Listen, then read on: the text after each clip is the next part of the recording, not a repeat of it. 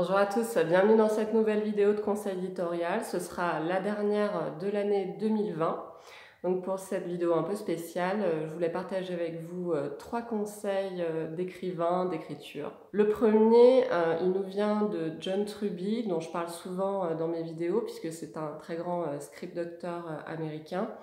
John Truby nous dit essayez d'écrire quelque chose qui pourrait changer votre vie. Alors ça veut dire quoi changer votre vie? Ça veut dire écrire quelque chose auquel vous tiendrez tellement, vous en tant qu'auteur, que probablement les lecteurs y tiendront tout autant que vous.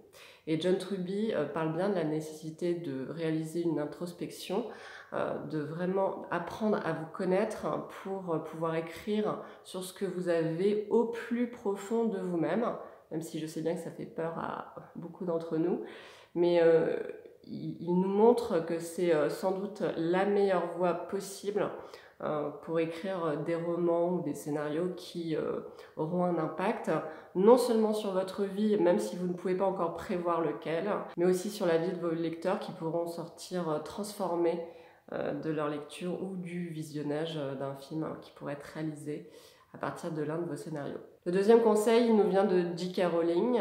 Je l'ai vu dans une vidéo où elle intervient dans une classe de primaire. Et une petite fille lui demande « mais qu'est-ce qu'il faut que je lise si je veux devenir écrivain ?» Et elle lui répond « mais tout ce que tu voudras ». En fait, J.K. explique qu'il ne faut pas se limiter à un style, à un genre, à une forme.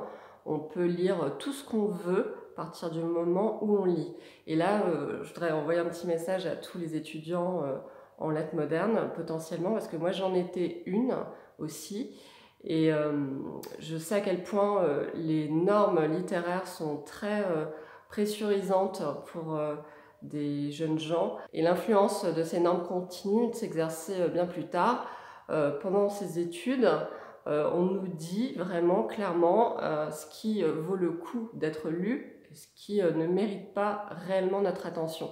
Bien sûr, c'est jamais aussi explicite, mais ce sont des habitudes, des programmes qui ne varient pas souvent.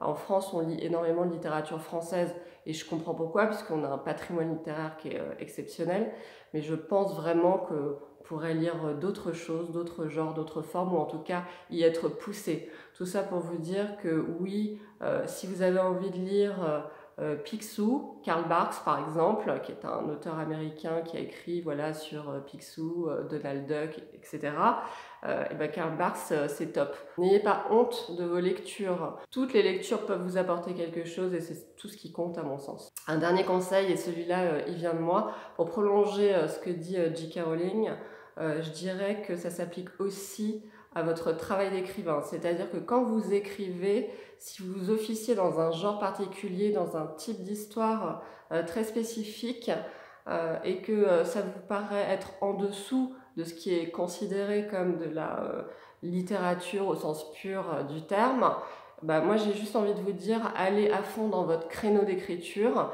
Il n'y a pas de meilleur créneau par rapport à un autre. Et je pense vraiment qu'il faut éviter de faire des catégorisations et des hiérarchies. Même si tout autour de vous, les gens peuvent en faire, je pense que si vous avez envie d'écrire de la poésie, eh bien vous écrivez de la poésie. Si ce sont des pièces de théâtre, ce sera des pièces de théâtre. Si c'est de la bande dessinée, ce sera de la bande dessinée. Il n'y a vraiment pas à se juger sur le type de texte qu'on produit. C'est la meilleure façon de se brider. Et je pense que c'est très mauvais. Donc évitez de le faire, allez-y à fond. Si vous avez envie d'écrire quelque chose, faites-le, sans vous demander ce qu'on pensera de ce que vous avez écrit. Voilà pour les conseils. Les fêtes approchent. J'espère qu'en dépit des circonstances, après cette année particulièrement difficile pour tout le monde, j'espère que vous pourrez profiter des fêtes. Je vous le souhaite de tout cœur en tout cas. Je vous retrouverai à la rentrée à partir de la semaine du 4 janvier. Je continuerai bien entendu à publier des articles, des vidéos, des newsletters, tout pour vous aider à mieux écrire et surtout à oser embrasser votre vocation d'écrivain, parce que je pense vraiment que les gens ont besoin d'être encouragés, poussés, et c'est ce que je m'attache à faire, non seulement pour moi, mais aussi pour les autres. Si d'ici là vous avez des envies d'articles, de vidéos, des questions, Surtout, n'hésitez pas. Je tiens vraiment à remercier toutes les personnes qui soutiennent cette chaîne, les abonnés qui ne cessent de croître, les gens qui laissent des commentaires ou qui m'envoient des mails. Sachez que quand j'aurai passé la barre des 100 abonnés, je prévois de faire un YouTube live, comme ça je pourrai répondre à toutes vos questions si vous le souhaitez.